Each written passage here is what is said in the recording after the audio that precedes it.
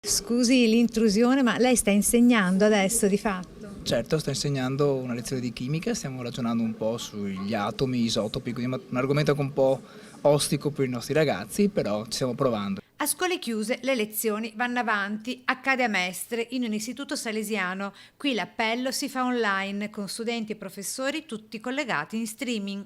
Allora, prova a dirmi che punti ti sei calcolata per la seconda retta. 0, 1 e 2, quindi hai ottenuto 3 ordinate. In aula presente anche l'assessore regionale di reparto. Spiega come il modello potrebbe essere mutuato presto anche per altre scuole. Noi vorremmo questo perché facciamo di necessità virtù e proviamo anche a cogliere l'occasione di immaginare il futuro così.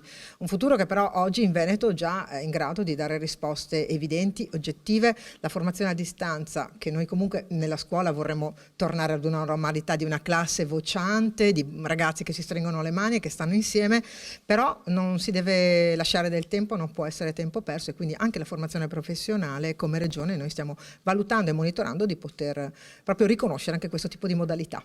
Modalità per la quale gli studenti, sebbene siano a casa o seduti comodamente altrove, agiscano utilizzando gli stessi principi di come quando siano fisicamente seduti ai banchi. Si sentono scontrollati anche a distanza, addirittura qualcuno chiede se può andare in bagno, cosa stranissima.